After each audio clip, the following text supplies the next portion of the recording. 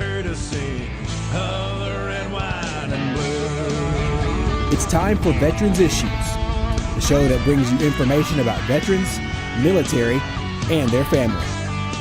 Now here's your host, Ken Rollins.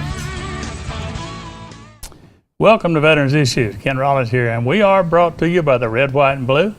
Today I've got a guest I've been trying to get here for a long time to talk about the things going on here in Oxford.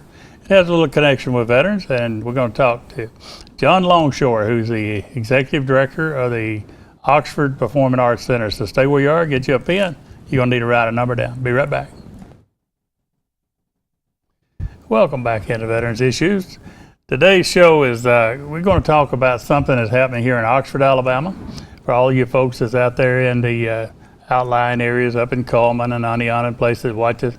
You need to pay attention to this because right here in this city of Oxford, Alabama, halfway between Birmingham and Atlanta, we have a great center of performing arts, and we're going to talk about some of the things that's been here, some of the things that's coming. We're going to talk with the Executive Director, and his name is John Longshore, and welcome to the show. Thank you so much, Ken. I'm thrilled to be here. Well, this is one of those real deals where we meet for the first time right before the show, so this ain't set up. That's exactly It ain't like right. old Bubba coming in to visit with Ken.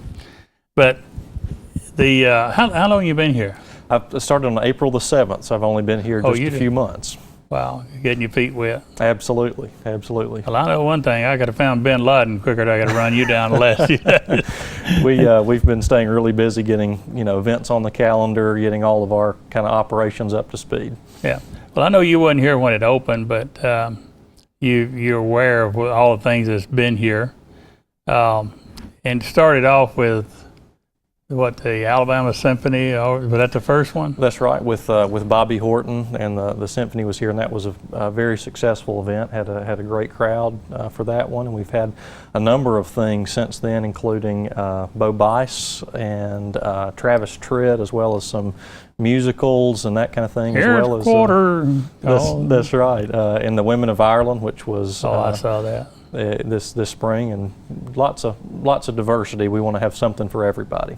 That's one of the things that I wanted you on here because my first time down there was to see the Women of Ireland. Mm-hmm. And I looked through the audience and said, hey Ken, everybody, all my veteran buddies are there. That's right. I didn't know if they loved them fiddles or if they want to call them violins or whatever you want to call them, but it was get down stomping. Did you see that? I did. Wasn't that something? Absolutely. It bothers me that people that's so agile can fly across that stage like they did. But it was, it really made me feel good being from Oxford and see that kind of talent brought into this area. And you talk Travis Tritt, and you talk about, let's say there's some others like Ricky Skaggs. That's right. We had Ricky Skaggs just last month, or actually in June, and that was a good show if you like bluegrass music. And that's one of those that Ricky Skaggs turned me into a bluegrass lover. Ricky came out of that. He's a true Bill Monroe type, Lester Flatt, all that. He was the real deal. Of course, married to Sharon White of the Whites. Sure. And he's a true bluegrass, but there was a time he held the top charts of the country music. That's exactly right. And he's to have that kind of. When I saw that, I think that's not just your backward bluegrass. I don't want to say three on a string type, but sure. Of course they're great too. But I mean, this was marquee talent. This is stuff out of the Vegas time. That's right. He's won 14 Grammy Awards, which is just incredible. Amazing, and he's such a great guy too. I don't know how he might have had a bad night when he was here, but I didn't. Oh no, I didn't get to see him. We had a few folks go backstage to meet him, and he's just a wonderful and kind fellow. And you get to meet him? I did. And would you agree with me? He's a man of God. Oh, absolutely, 100%. There's no faking Ricky. None knowing him for years. Yep. Yeah, he's. It's like they talk about people living your testimony stuff. If you follow him, truck stops or whatever. Yeah. Ricky Skaggs, he won't put nothing in his mouth unless it's been blessed. Absolutely. Matter of fact, he blesses other people to go down the road. He said one time that he's going down through it, he drove by a fast food chain. I won't say the name of his McDonald's, but he said a prayer over what all those folks are eating in there. And have you your background is, how did you get this? Did you run a facility like this before? I did. I was at Gadsden State Community College at the Gadsden campus for 5 years. Oh, and Wallace. At Wallace Hall. That's their fine arts center, and it has it seats about 1,200 people, and it was a lot more. So Oxford, we have a lot of professional shows that we bring in, touring acts and that kind of thing. Whereas the center in Gadsden was primarily community based. We had a lot of community theater, and the college, of course, used it a lot too. So some similarities, but some differences as well. But listen, we're going to, in the second part of the show, we're going to show pictures and the layout of the center. But you could bring in, you had Skaggs, and then how many people total can you put in there? We can seat 1,130 people. Okay. Which is a very nice size performing arts facility. Anybody that's ever been to the Grand Ole Opry House, if you get up in the balcony in the back, you get down front, in the middle, in the side, there's no bad seat in the Opry House. That's right. That's right. And I felt that same feeling when I went into this one. The architects in the city did a very nice job of making sure that it's not only state of the art, but the acoustics are superb. So as you said, there's not really a bad seat in the house as far as enjoying a concert or musical theater, and it's designed to be a true performance space. When I started trying to get my tickets for the Women of Ireland, that was a big concern. Where's the best seats? Where's the best view? And of course, I got a power chair I use for part of the time, and I was able to go around from different views in there just before the show started, and I couldn't find a better view than what I had, and I could have been in the back and still had the same view because the way the slope is, you feel like you can reach out and touch. That's right.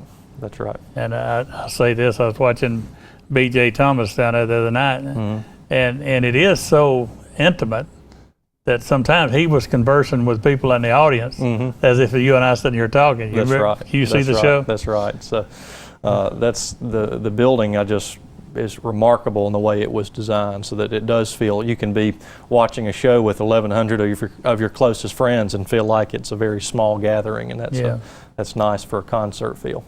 See, BJ took us back. I got a history in country music, and the people he was talking with, the people he had dealt with, that's what started the language between him and the people in the audience. There's some other old timers like me there that he got to them, and it was is that whatever shows like that a sellout, or are you?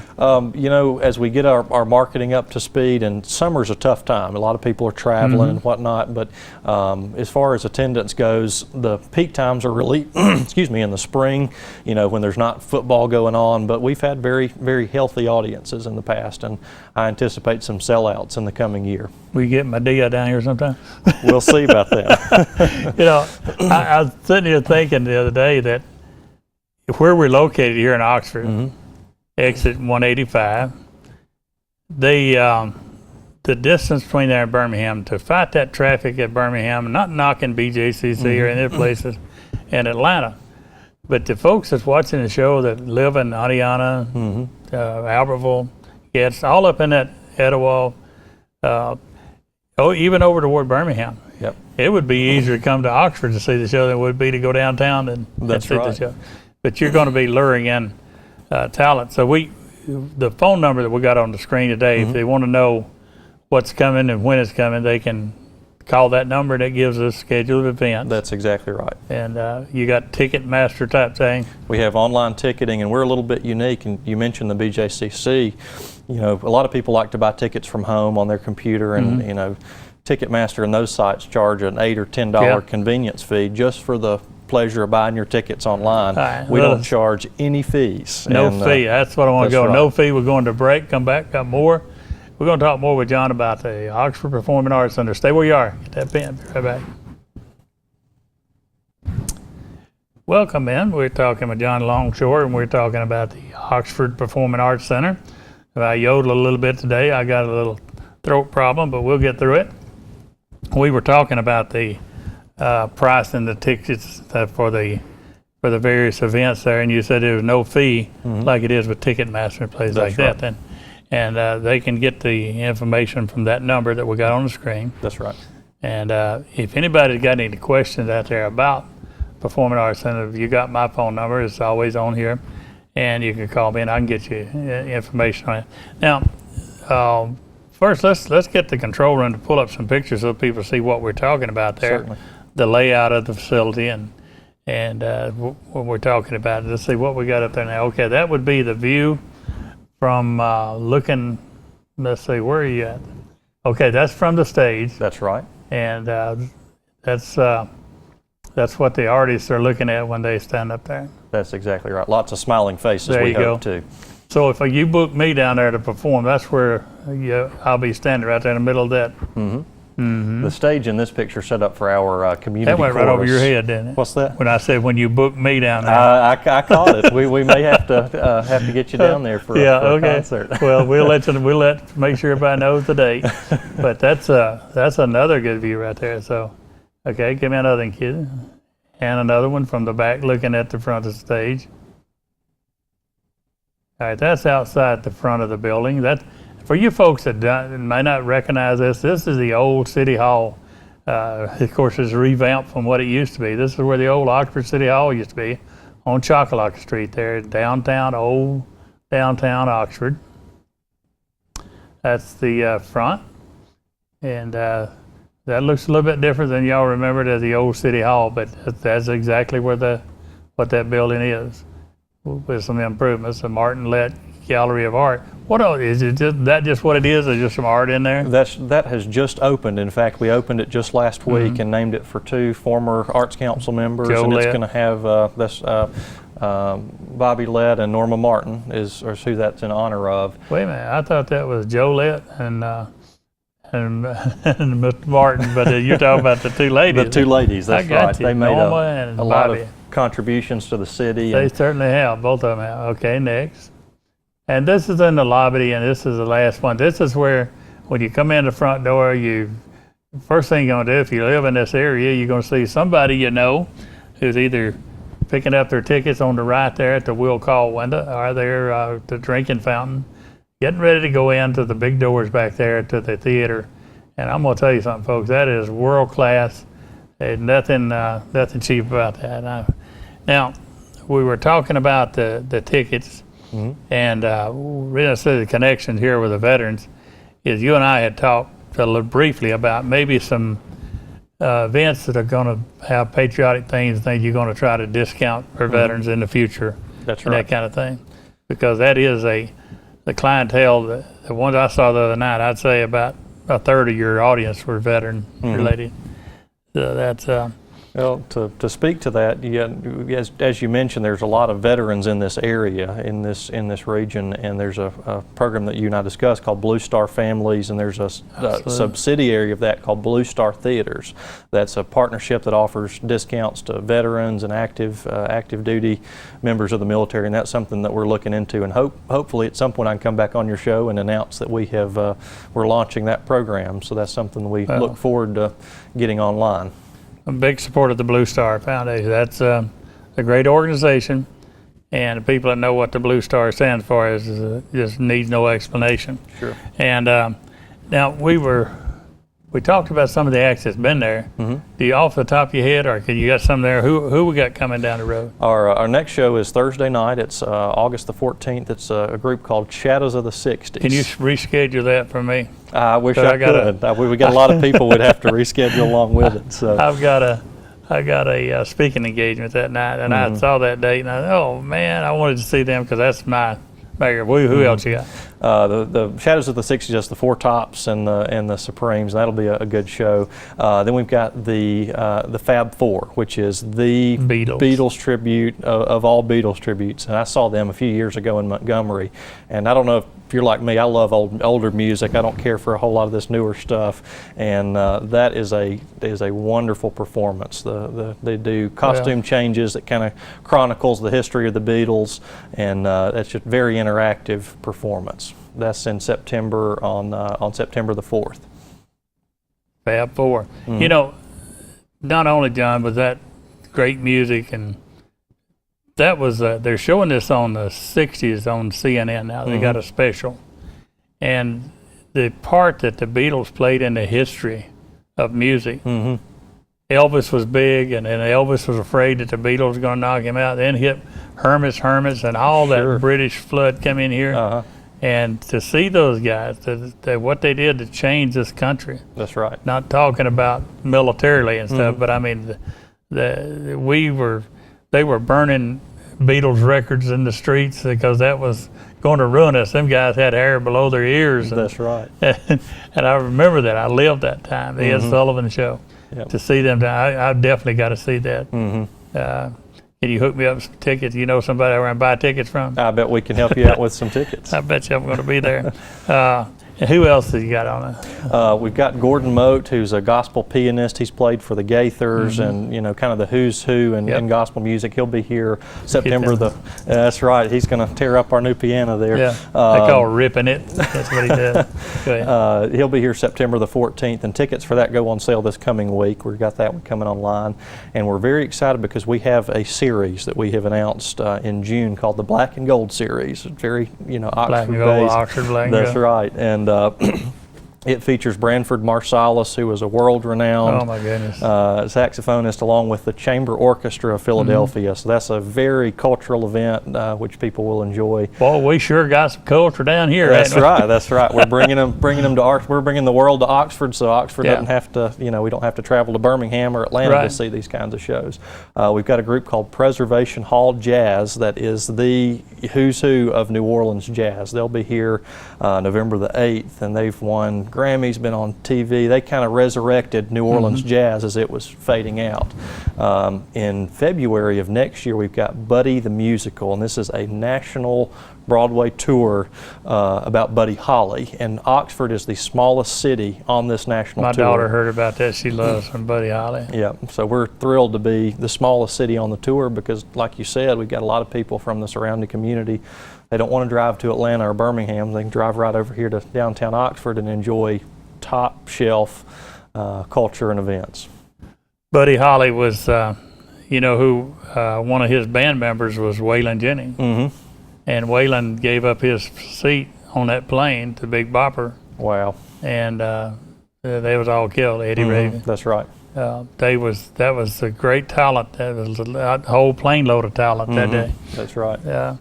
We got a minute here. I want to make sure that he would cover some of the things that. How many employees you got there? Right now we have 2 full-time employees, and we have between 5 and 7 part-time staff members, depending on, we got some summer help that we bring in, but between all of us, we keep the ship afloat, so to speak. A lot of them are volunteers there. We have a tremendous amount of volunteers. The Oxford Arts Council, if you're familiar with that organization, they're our advisory board and volunteer corps, and without them, we would not be successful. So we have a great team of volunteers that do a lot of behind-the-scenes work and get the word out. Well, will you come back on periodic and let us update the folks what's coming? I'd be thrilled to. Especially when you get something real exciting. The Fab Four, I got to be there for that one, but I appreciate you being on here today Thank you so much. and finally hooking up, getting to meet you, and we'll be down at the, what is that address? 100 Chocolaca Street. That's exactly At the right. old City Hall down in Oxford. Be there. Get your tickets, get a phone number, and get you some tickets to these shows. We got to go to a break, come back. I got news that you can use. Stay right there. Welcome back to Veterans Issues. Appreciate John Longshore for coming in and doing the show today. And stay with us on that down there. That's going to be, in the future, it's only going to get bigger. And it's a great place to go. It's not, like we talked about, there's not a bad seat in the house. Now, I want you to notice up here the new phone numbers I'm using.